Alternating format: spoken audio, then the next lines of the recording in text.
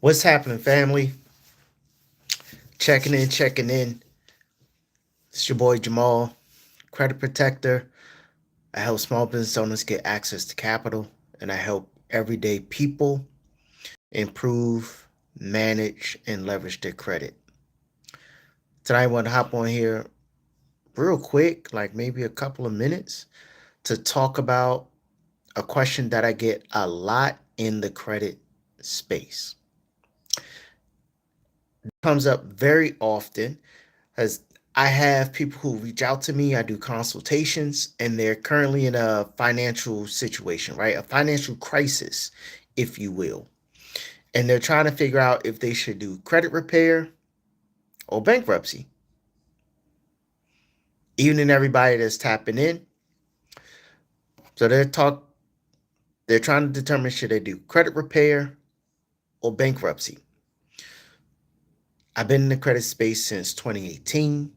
I've spoken to multiple bankruptcy attorneys. And of course, being in the funding space, I have friends that are financial advisors, right? I am not a bankruptcy attorney. I am not a financial advisor. Always take time to speak to professionals in those exact areas. But tonight, I just wanted to give you guys like a cheat sheet, a checklist, if you will, when you're trying to decide which way to go. You can use this just as like a litmus test. And then, of course, always seek professional help, professional counsel in those exact areas. So I had a recently earlier this week actually had a consultation with a young lady who makes $104,000 a year, but has, according to them, anywhere from $67,000 to $80,000 in debt. And she wanted to get out of debt within a unreasonably short period of time, 12 months. Now, the numbers speak for themselves. You have $67,000 to $80,000 in debt, but you only make $104,000 a year. It's not going to be possible for you to get out of debt in 12 months. All right. So, what are the things we want to look at? Let's look at the probability of you being able to stabilize and maintain your bills. All right. Because there's two things we're looking at. When we're looking at credit repair, typically with credit repair, what the point of credit repair is to undo and remove negative, inaccurate, untimely, incomplete, and negative information off your credit report. Whereas with a bankruptcy, the point of bankruptcy is to discharge debt, right? So if you're currently under amount of debt, you have the stress of that debt. The point of the bankruptcy is to take off, is to go to court and have the court discharge the debt. Say, hey, you're no longer legally responsible for this debt. Typically, what's going to happen is if a person feels like they're in such a situation where no matter what they do, there's no way that they can foresee they're going to be able to pay off this debt, let's say within 5 years, bankruptcy is the route you want to go. Another litmus test, just not even back of napkin math, but another litmus test is if every creditor you had came knocking on your door today and was like, hey, you need to zero out all of your balances. Every single one needs to be zeroed out today. Do you have enough money and assets to clear out those balances? If the answer is no, you might want to look into bankruptcy. On on the credit repair side, I get this conversation often as some way, somehow people believe that fixing your credit equates to eliminating debt or somehow equates to you being able to catch up on your bills. That's not the case. Credit repair simply removes negative, inaccurate, untimely, and incomplete information off of your credit report. Has absolutely nothing with your ability to pay your bills on time. In fact, if you're unable to pay your bills on time every single month, it's probably not the time to go for credit repair. Because as long as you have late payments, you're going to be fighting against yourself. It's almost like your house is on fire. You call the fire department. They're literally dousing the house with water to put out the flame. But every 5 minutes, you throw more gasoline on the fire. That's exactly the situation you're putting yourself in if you can't maintain on time payments and you're trying to do credit repair. Those two things are not going to work. The other part, something else you want to consider if you want to do credit repair or bankruptcy, if you're in the middle of a financial crisis, meaning your house is up for foreclosure, like imminent foreclosure, you may want to look at doing a bankruptcy. If you are on the brink of getting evicted, you may want to look at doing bankruptcy. If you're on the brink of getting your car repossessed, you may want to look at bankruptcy. Credit repair does not address these issues, right? If you're being sued by a creditor, a credit card company, a personal loan company, right? Maybe a bad business deal went bad and you're being sued. That's when you want to look at bankruptcy. Credit repair, even though we do use consumer law, it does not necessarily address the issues that come with debt collection. It does not address the issues that come with a foreclosure, right? Credit repair in of itself won't prevent a bank from foreclosing and taking your house. Credit repair can't prevent a repossession. What it can do is if you were able to, stop the repossession, get back on track, stop the foreclosure, get back on track.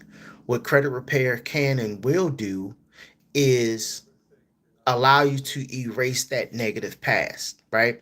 That negative payment history, that rough patch in life. That's when you want to utilize credit repair. So the great time to use credit repair services is when you're stabilized, when you're out of that financial emergency, right?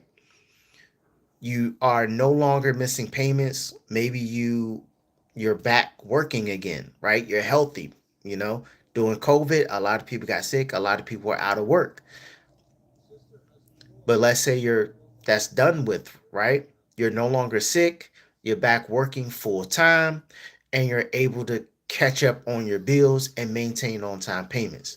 That's the perfect time to start looking at the credit repair process because you know that you're now stabilized and you're trying to leave all of that, all those negative payments or charge offs, those collections, you're trying to put that stuff behind you.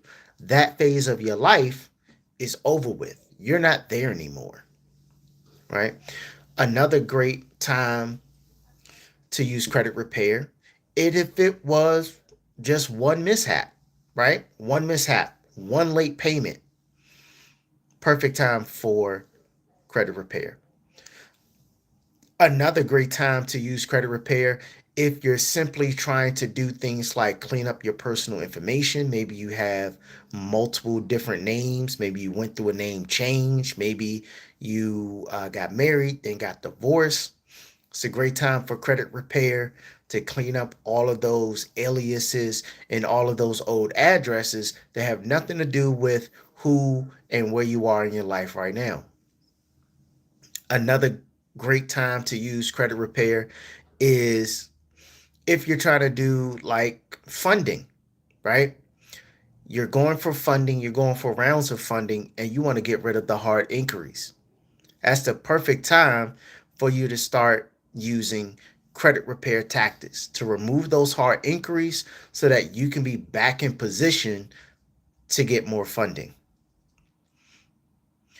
Another great time for credit repair is if you are preparing for a large purchase, right? Preparing for a large purchase such as buying a house, getting a business loan, or if you want to go buy, appreciate it, or if you want to go buy a car, right? Getting yourself in position because again, you're stabilized. Credit repair happens after all the damage was done. And just think about this. It's like playing the game of Jenga, right? When you pull the blocks out and if it tips over, you lose. Imagine you're trying, how many times you pulled the block out and the thing is starting to fall and you're trying to hold it up and piece it back together, right? That's what it's like if you're trying to use credit repair during a financial crisis. Everything's falling, tipping over. You're trying to grab it and hold it all together. You got blocks falling over here, blocks falling over there, and you still end up with a mess and you got to rebuild it. That's exactly how credit repair is. Sometimes you have to let it all fall to the wayside so that you can rebuild it. You're not able to properly rebuild your credit if you're still in a space where you're unable to make on-time payments. Because on-time payment history is 35% of your credit score. It is the most important part of having good credit. It's literally the number one thing you can do is make on-time payments. If you're in a situation where you cannot make on-time payments, I would suggest you look at first, you want to look at your budget, see if it's possible for you to rearrange some things, move some things around to see how you can start making your payments on time again. Right now, if you feel like you're in a situation where you just have so much debt, so many monthly payments that you just can't keep up with it, no matter what you do, you're going to want to look at bankruptcy. Speak with multiple bankruptcy attorneys, interview them, and get an idea of how that particular process works to see if it's going to make sense for you. Right. And there are two types of bankruptcies on the personal side, and there's two types on the business side. But for this conversation, we're only going to talk about the personal side. You have Chapter 7 bankruptcy, to where your slate is completely wiped clean. You took the test, you did the evaluation. It turns out that you don't have enough money or assets to cover any of your debts. Like you are assed out, right? It wipes your slate clean, takes about 4 months to discharge. Within 6 months after that, you're already going to start getting offers to get a new car. You're also going to start getting offers for new credit cards.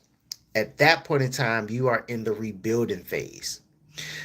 As long as you're still stabilized and you can maintain your on-time payments, that's also the perfect time to start getting your credit fixed, right?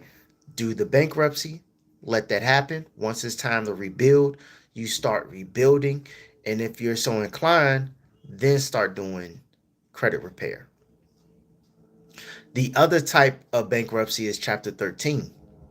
Chapter 13 is a court order payment plan, consolidation and payment plan.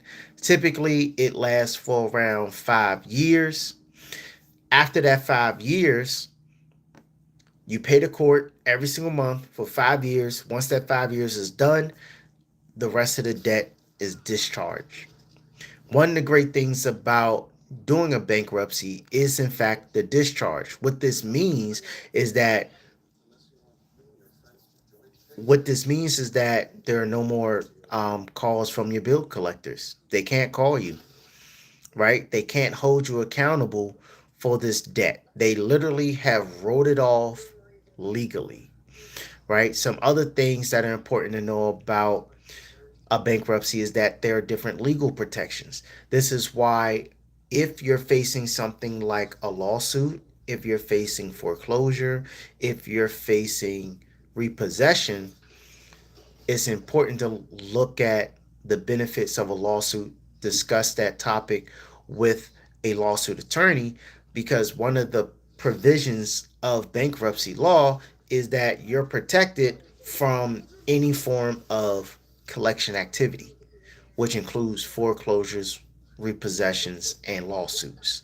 They literally will have to stop their collection process in their tracks, and they're not able to speak to you, or I'm sorry, they're not able to attempt to collect any debts from you while the bankruptcy during the bankruptcy proceedings.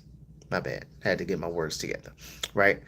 They're not able to attempt to collect the debt. Even after the bankruptcy is over, you'll get notices, because I have clients who, gone through the process and everything, and we're helping them rebuild and reestablish their credit. They still kept their homes. They still, in some cases, kept multiple cars, right?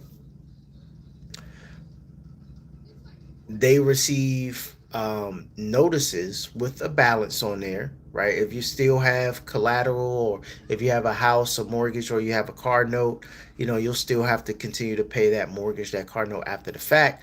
But you'll actually receive communication that will state on there that this is not an attempt to collect a debt. Okay. Meanwhile, on the credit repair side, once your financial crisis is over with, you're stabilized. That's when you want to look into credit repair. Now, with credit repair, of course, you can hop online. We have AI, we got ChatGPT, we have all these wonderful videos, like myself and many others have videos online. Pick one, pick the style that you like, the presentations that you like, learn how to fix it yourself. That's not a problem. The next level from learning how to fix it yourself is getting AI to do it, right? I teach those who want to learn how they can actually use ChatGPT. I actually created a ChatGPT bot that is a consumer law bot. I can literally take a credit, I literally take entire credit profiles, credit reports, upload it, and the bot actually knows how to scan it and read it from the standpoint of a credit repair specialist, and also a credit consumer advocate, so that it can draft the right type of letter to send out so that you can get results. And this is a specialized ChatGPT prompt and bot that I actually built and customized for that exact purpose. Right. There's also other AI where you can just pay for your credit monitoring, and the AI will do it. Right. Or you just have a team do it. Right. I work with an amazing affiliate organization, Infinite Wealth. They actually, for $150, for about $150 a month, they will do all the disputing for you using all available methods. AI, Metro 2, factual disputing, consumer law. They use every possible method, and all you have to do is just maintain your good on time payments, and that is it. Another great thing about it is, with credit repair, it's going to put you back into a position to where Your past doesn't have to haunt you. With the newer FICO models are looking at a minimum of 2 years of your history. The FICO 1010T can look a full 7 years back in your history. And not only are they looking back, but now with the new AI models, they can look forward. They can start to predict when you might default. This is important. This is important because not just this is why it's important for us to stabilize before we decide which way we want to go. It's hard to recover after bankruptcy if you're not stable. It's hard to maintain improving your credit if you're not stable, right? So those are some of the things to keep track of and think about when you're considering whether to do credit repair or bankruptcy. In short, if you're in the middle of a financial crisis to where you're not even able to keep up with your bills, you're going to want to look at and determine if bankruptcy is right for you. If you're not in a financial crisis, you're able to pay your bills on time, moving forward, look into credit repair. That way, within 6 to 12 months, you're rebuilt and you're good to go. Both of these are great options, great opportunities, but you want to understand which one is going to be best for you and your exact situation. If you want to talk about this a little bit more in depth, we can set up a short consultation. Click the link in the channel description, and I'll talk to you guys soon. Peace.